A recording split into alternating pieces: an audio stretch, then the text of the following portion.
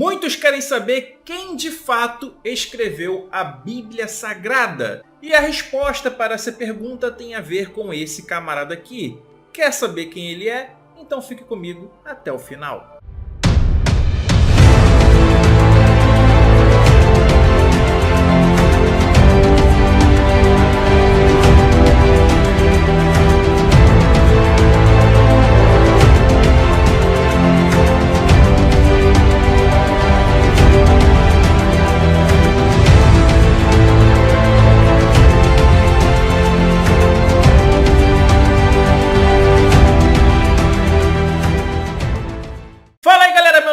Eu sou especialista em teologia reversa, o que por sua vez culmina em contra-apologética. Em outras palavras, eu lhe mostro aqui nesse canal aquilo que seu padre e seu pastor jamais terão coragem de lhe contar. Para ilustrar isso, abra sua Bíblia em Gênesis capítulo 17, versículo 1 e acompanhe aqui comigo o seguinte, ó. Eu El Shaddai. Eu El Shaddai. E aí quando você vai traduzir esse Eu El Shaddai, vai ficar Eu, Deus Todo-Poderoso. É óbvio que você deve estar se perguntando quem é esse El. É óbvio que no primeiro momento você deve achar que não tem nada demais, né? Você é ensinado na igreja que El é Deus. Só que na verdade o que o seu padre, o seu pastor, o seu líder religioso não lhe conta é que esse El na verdade era o Deus principal de um panteão. O que é um panteão? É um grupo de vários deuses, que nem na Grécia Antiga não tinha lá Zeus, Atena, Poseidon, Hades, Apolo e por aí em diante. Na mitologia nórdica não tem Thor, Odin, Freia, por aí em diante. Galera, na mitologia Israel cananita não era diferente. Haviam vários deuses, era politeísmo e não monoteísmo, tá? Então esse camarada aqui, que parece o Papai Noel, era El, o deus principal, criador, algo alusivo a Zeus na mitologia grega, tá? Esse camarada aqui é Baal, tá? Ele é associado às tempestades, aos trovões. Ele seria algo mais ou menos, tá, gente? Lembrando que é uma analogia, tá? Algo análogo. Vamos botar assim como Thor, beleza? E ele também às vezes é chamado de Senhor, que depois isso vira um nome e não um título. Essa daqui é Ashera, a deusa da fertilidade, do amor. Aqui nessa representação foi feita uma reconstrução do que seria a imagem original, tá? Então vocês viram, eu acabei de mostrar para vocês, né, alguns dos deuses do panteão Israel cananita. Mas se você ainda não está acreditando em mim, pega a sua Bíblia. Essa daqui, por exemplo, é a Bíblia de Jerusalém, uma das melhores traduções que existem, tá? E aí você vai pegar e vai abrir em Salmos 82. E aí você vai ver aqui, ó, logo no primeiro versículo. Deus preside na Assembleia Divina, em meio aos deuses ele julga. Assembleia Divina, em meio aos deuses ele julga. O que significa isso, minha gente? Ora, um panteão, né? Deus, ele sendo El sendo o Deus principal, El é aquele que preside a Assembleia do panteão divino, tá? É ele que vai deixar todos os outros deuses subjugados aos seus comandos. Então, minha gente, tá aqui, ó, tá? É só abrir a Bíblia e acompanhar comigo para você ver que eu não estou mentindo para você. Atente-se para Números 25, de 3 a 5. Você vai observar aqui, ó. Juntando-se Israel com Baal Peor, a ira de Javé se acendeu sobre Israel. E note uma coisa que será importante mais para frente no vídeo, tá? Aqui já não é mais El, não é El Shaddai, El Elohim, nada disso. Aqui já é o tetagrama, que seria algo mais ou menos como Yahvé, ou Javé, ou Javé, algo do tipo, tá? A pronúncia correta já se perdeu. Gente, Baal aparece cerca de 74 vezes somente na Bíblia. Se você ainda não está acreditando, abra sua Bíblia em 1 Reis. O capítulo é o 11 e o versículo vai ser o 33. E aí vai dizer o seguinte aqui, ó. E que eles me abandonaram, prestaram culto a Astarte. Olha só. deusa dos Sidônios, e Camós, deus de Moabe, a Melcom, deus dos Amonitas, e não andou nos meus caminhos. Olha aí na Bíblia quantas divindades em apenas um pequeno trecho. Olha aqui, galera, Jeremias 17, Axera, tá? Aqui, ó, Axera, tá? Ela vai estar aqui escrita como Aserá, tá? E olha aqui, galera, Jeremias 17 vai trazer Aserás ou Axera, tá? Que é outra forma de chamar a deusa do panteão Israel cananita. Então, galera, na Bíblia são dezenas de referências a Axera, dezenas de referências a Baal, dezenas de referências a El e por aí em diante. São vários, inúmeros deuses contidos na Bíblia. Galera, preste atenção aqui agora em Êxodo 20, tá? Aqui ele vai dizer o seguinte, ó: eu sou o Senhor teu Deus, que o tirei da terra do Egito. E no versículo 13 ele vai dizer o seguinte, ó: não terás outros deuses diante de mim. E aqui você pode notar que a forma é o tetagrama, Ravé, não é isso? E olha aqui que coisa curiosa, em Gênesis, no primeiro capítulo, na criação, quando Deus vai criar o homem e a mulher pela primeira vez, ele diz o seguinte, ó: e disse Deus, façamos o humano com a nossa imagem, com a nossa semelhança. Que nossa imagem, que nossa semelhança é essa aí, minha gente? Olha só que legal, galera. Ainda em Gênesis 3, tá? O versículo 22 vai dizer o seguinte, ó: Deus, eis que o humano se tornou como um de nós. O humano se tornou como um de nós. Nós quem? Em conhecer o bem e o mal, e agora deveriam ser expulsos, né? Para que não comessem da árvore da vida. Porque eles só comeram da árvore do bem e do mal. Não é isso, galera? Então assim, eu poderia ficar aqui o vídeo inteiro citando passagens e mais passagens em que vão concordar que existe um panteão divino, um panteão Israel cananita dentro do contexto bíblico. Poderia ficar aqui o dia inteiro citando isso. Por que ora Deus é tratado como El? Por que ora Deus é tratado como Ravé? Por que ora Deus é o Senhor Todo-Poderoso? Outra hora é o Senhor dos Exércitos? Por que isso acontece, minha gente? Vocês devem estar confusos, né? Para ficar claro para vocês, eu vou ler um trechinho aqui do meu livro A Bíblia Desenterrada, de Israel Finkelstein, beleza? Ele vai dizer aqui o seguinte, ó: uma leitura cuidadosa do livro do Gênesis, por exemplo, tá? Revelou duas versões conflitantes da criação. Aí ele cita, né, os versículos, depois ele diz o seguinte: duas genealogias bem diferentes da descendência de Adão, e duas narrativas emendadas e arranjadas da narrativa do dilúvio.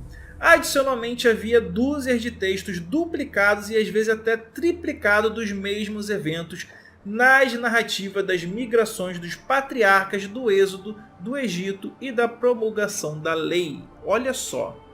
E por que isso, galera? Quais as evidências que trazem desse estudo? Ele vai dizer o seguinte, ó: no final do século XVIII, e ainda mais no século XIX, muitos especialistas críticos da Bíblia começaram a duvidar que Moisés tivera qualquer papel na escritura da Bíblia. Eles começaram a crer que a Bíblia foi obra exclusivamente de escritores posteriores. E aí ele vai descrever que um conjunto de narrativas vai preferir usar o nome de Ravé com o tetagrama. Vai ter um grupo de narrativas que vai usar somente o tetagrama. E esses textos do tetagrama seriam originários de tribo de Judá, tá? Israel e Judá.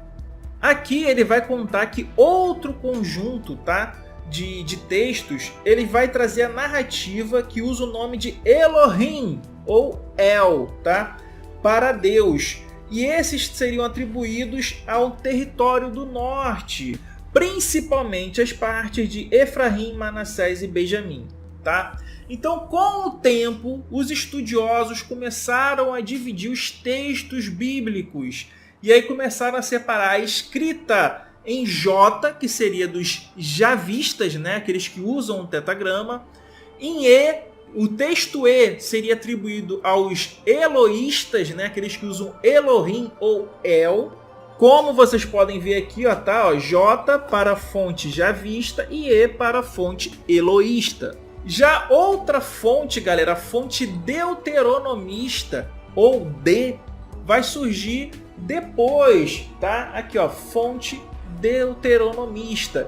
E existe mais um outro tipo de fonte, que é a fonte P, que traz os ritos sacerdotais, tá? Aqui, ó, fonte P. Olha a conclusão que ele vai chegar sobre isso que eu tô falando para vocês.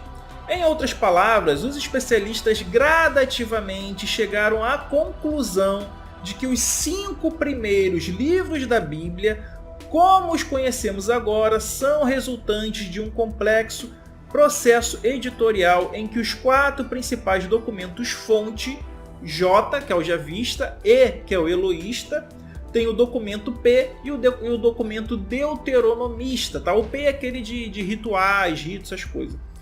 Foram habilidosamente combinados e interligados por compiladores, escribas ou redatores, cujos traços literários chamados por alguns especialistas de passagem R, ou seja, seriam esse texto R é o que faz a interligação de um texto na Bíblia com o outro. Aí por isso que fica muita gente aí, a Bíblia não erra, a Bíblia combina, porque houve essa adulteração textual para que parecessem se encaixar. Mesmo assim, muito vestígio desses outros textos passaram batido. Inúmeros que a gente vê aí em vários canais ateus sendo citado, né? Consistem de sentenças de transição e glossas editoriais. A última dessas redações ocorreu no período pós-exílico. Contudo, o Pentateuco não é uma composição única sem costuras, mas uma colcha de retalhos de fontes diferentes. Por isso que a Bíblia é essa bagunça toda aí que vocês veem, senhoras e senhores. Em um trecho ele vai dizer algo muito interessante, que é o seguinte, ó. Outros especialistas propõem que a parte principal da história deuteronomista foi escrita nos dias do rei Josias, para servir a sua ideologia religiosa e suas ambições territoriais, e que foi terminada e editada poucas décadas depois no exílio. Rei Josias, que é esse camarada aqui, meus amores. Lembra lá no começo do vídeo que eu iniciei com a foto desse cidadão? Provavelmente ele não parecia com essa imagem, tá? Mas é o que nós temos para hoje para ilustrar. Então esse é o cara que teria compilado ou criado, tá, a história aí que você tem hoje como Velho Testamento, tá? Ele que deu início a esse processo que nós vamos entender agora. Esse outro livro aqui, ó, A Invenção do Monoteísmo, vai trazer o seguinte, ó. O presente ensaio quer despertar o espírito crítico ao leitor para um fenômeno político ímpar, quando a realeza de Judá resolveu descobrir a Torá. Sem querer, opa, achei aqui a lei, né? Opa, achei aqui o livro sagrado, a Torá, né? Transmitida oralmente ao seu povo. Já tinha falado isso para vocês, que os livros bíblicos começam como tradição oral e depois eles passam para o textual. Um movimento político-religioso chamado pelos estudiosos de deuteronomista escreveu o texto e disse ao povo que fora descoberta a palavra de Deus. Olha, de repente eles descobriram a palavra de Deus. Não foi nenhum profeta, nada, foi a realeza de Judá. Escrita por eles mesmos, tá aqui, ó. Escritas por eles mesmos, os próprios reis de Judá, a própria realeza de Judá escreveu a Bíblia, os contos bíblicos, o Velho Testamento. E, né? Ou seja, galera, a própria realeza de Judá estava escrevendo e falando para o povo que teria sido passada a Moisés. Tá aqui, ó. Tá aqui. E olha o que acontece. O movimento deuteronomista criou um passado maravilhoso para influenciar os judeus nos séculos 7 e 6 antes da Era Comum e projetar o futuro que conhecemos hoje. O Velho Testamento foi gestado nesse período. E olha que conclusão chegaram os estudiosos. Desde então, a conclusão unânime dos estudiosos laicos foi a de que a Bíblia antiga não era nenhuma fantasia, mas tais eram as contradições entre os achados na arqueologia e seu texto que não se poderiam mais vê-la como uma fonte absolutamente segura. Assim, descobriram-se os mitos escondidos na realidade histórica, pois não existiu escravidão no Egito, nem Êxodo, nem fantástica campanha de Josué. A história dos patriarcas são contos, cujas referências geográficas e factuais são inapelavelmente do século VII antes da Era Comum. Justamente o tempo que foi escrito Deuteronômios. E olha só, galera, a Bíblia judaica existe graças a esse movimento e ao piedoso rei Josias, o mais decisivo monarca da história de Israel. Sem ele, não haveria o que contar. Galera, olha só nesse outro livro aqui, ó, O Pensamento do Antigo Oriente Próximo, ele vai trazer o seguinte, ó. Por consequência, alguns estudiosos confessionais, né, aqueles que são estudiosos religiosos, vamos botar assim, que são os crentes, vamos botar nesse sentido para vocês entenderem, concluíram que os estudos comparados representavam perigo para o texto bíblico quando viram esses estudos serem utilizados como uma arma de ceticismo e incredulidade. Ao mesmo tempo, alguns estudiosos críticos ridicularizaram abertamente o que consideraram tentativas frágeis de apologistas usarem estudos comparados para demonstrar que a Bíblia era verdadeira. Então olha só, galera, para o pessoal que fazia os estudos comparados, né, comparando o mito judaico, o mito cristão com outras religiões, a divulgação desses estudos, esses estudos comparados, traziam um perigo seríssimo para a fé na religião judaico-cristã, minha gente. Porque as pessoas iriam olhar as semelhanças, o que inspirou o que, e iriam notar como que o mito judaico-cristão foi fabricado ao longo dos anos. Vamos voltar aqui na invenção do monoteísmo para a gente entender uma parte importante dessa história. Aí é que ele vai dizer, né, um deus menor, né? Javé era um deus menor, tá? Javé, Deus, ele era um deus menor do panteão celestial de El, uma espécie de Zeus do Olimpo cananeu. Aquilo que eu falei para vocês, ó, tá? El seria uma espécie de Zeus, beleza?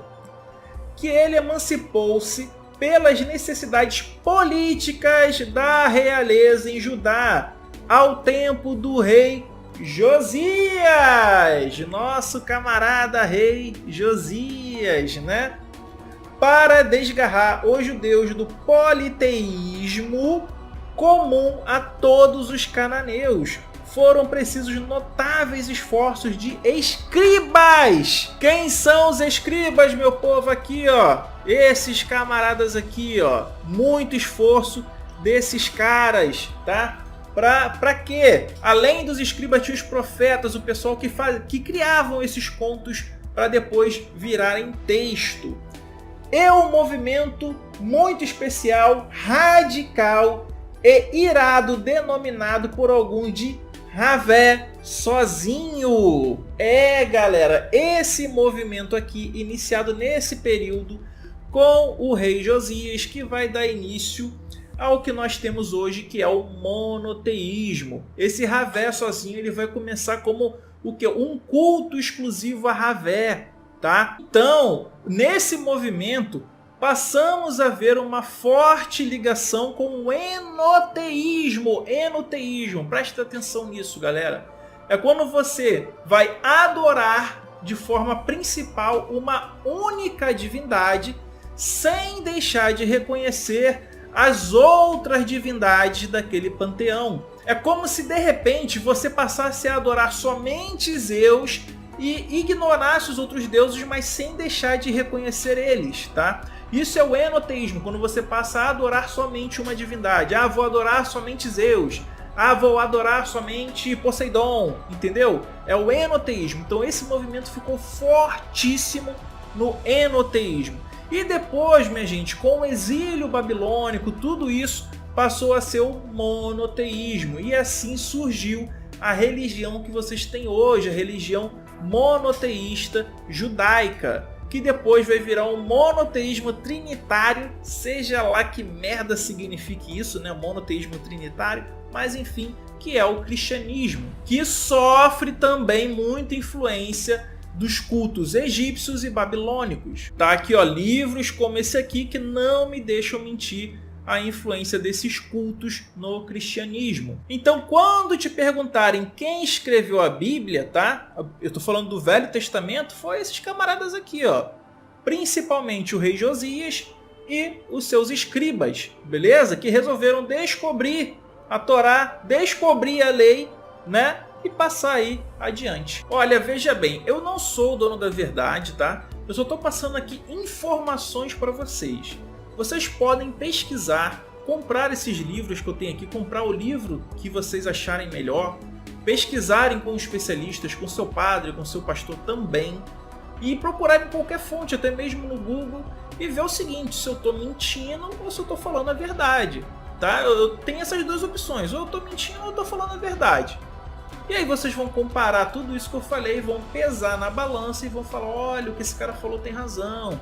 Olha, o que esse cara falou é ainda pior do que ele falou, porque ele não conseguiu colocar tudo num vídeo só. Ele teve que enxugar tudo, né?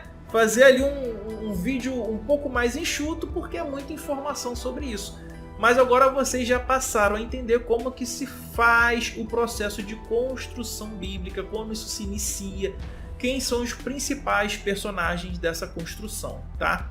É claro que ela não se inicia somente ali com o rei Josias, existe mais coisa ali para trás também, tá? Se você procurar você acha, mas o fundamental no movimento de transformação do monoteísmo foi a partir ali do movimento deuteronomista ou o movimento Javé sozinho, por volta do século 7, século 6 antes da Era Comum, beleza?